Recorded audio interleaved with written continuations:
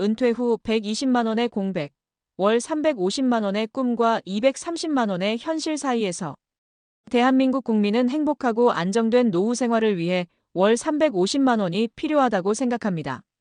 하지만 현실은 냉혹합니다. 각종 연금과 저축 등을 통해 은퇴 후 실제로 손에 쥘 수 있는 예상 금액은 평균 월 230만 원에 불과합니다. 적정 생활비와 현실 조달 가능액 사이에 매달 120만 원이라는 거대한 노후 재정 공백이 존재하는 것입니다. 이 차이는 단순히 숫자의 문제가 아닙니다.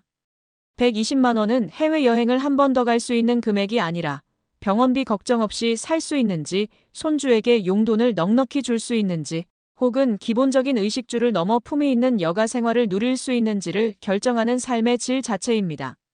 KB금융경영연구소의 2025 KB골든라이프 보고서 등을 바탕으로 220만 원의 공백이 만들어내는 한국 사회의 노후 풍경과 그 이면에 숨겨진 구조적 문제, 그리고 창작 스토리를 통해 이 간극을 흥미롭게 조명해봅니다.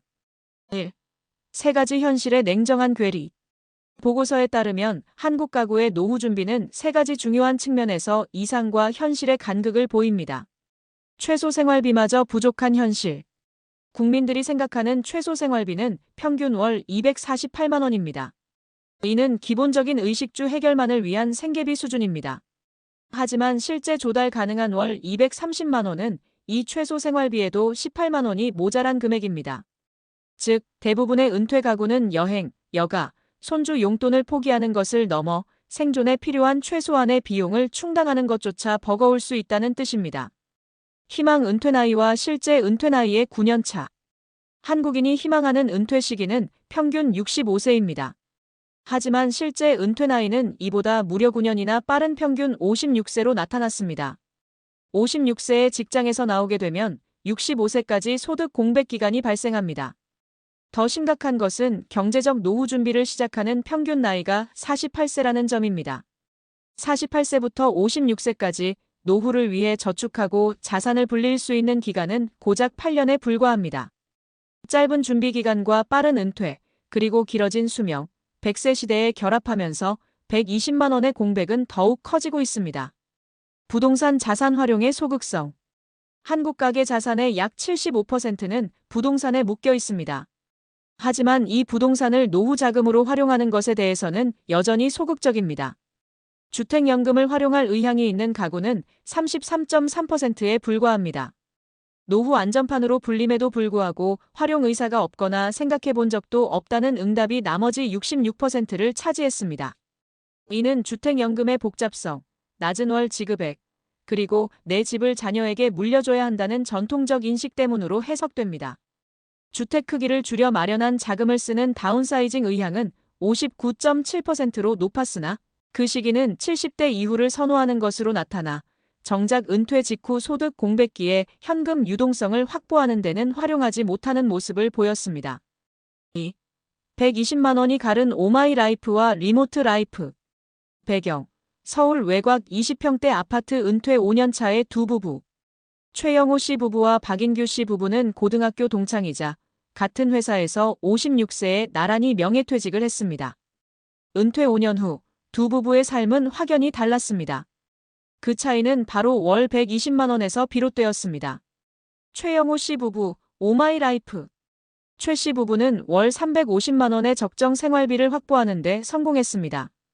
젊어서부터 공격적으로 개인연금과 퇴직연금에 투자했고 50대 초반에 금융자산 일부를 연금 전환형 상품에 넣어 현금 흐름을 설계했습니다. 매달 350만 원이 통장에 들어오자 그들의 삶은 여유로웠습니다. 아내는 주 2회 문화센터에서 플로리스트 자격증을 따며 취미를 즐겼고 최 씨는 노인복지관에서 외국어 강습을 받으며 새로운 친구들을 만났습니다.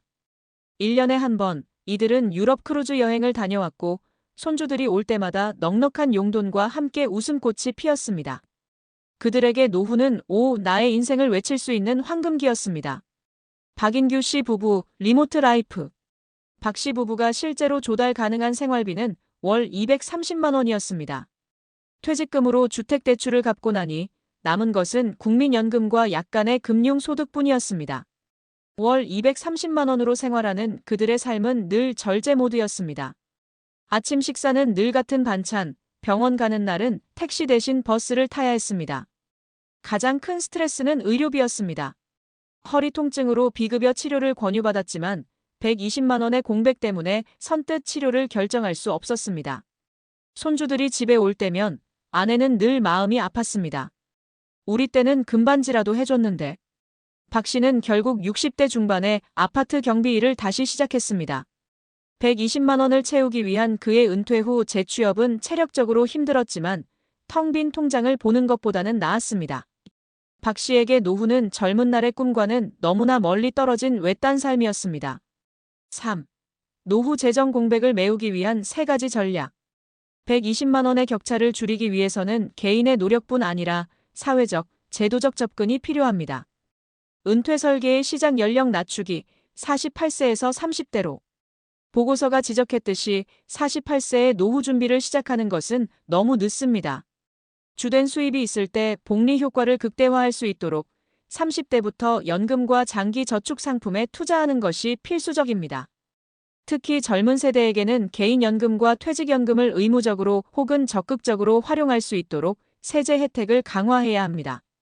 연금 플러스 알파, 소득 다각화, 부동산 유동화의 문턱 낮추기. 노후 생활비의 60% 이상을 연금에 의존하는 현 구조는 불안정합니다. 금융소득, 근로소득 등 추가 소득원을 확보해야 합니다.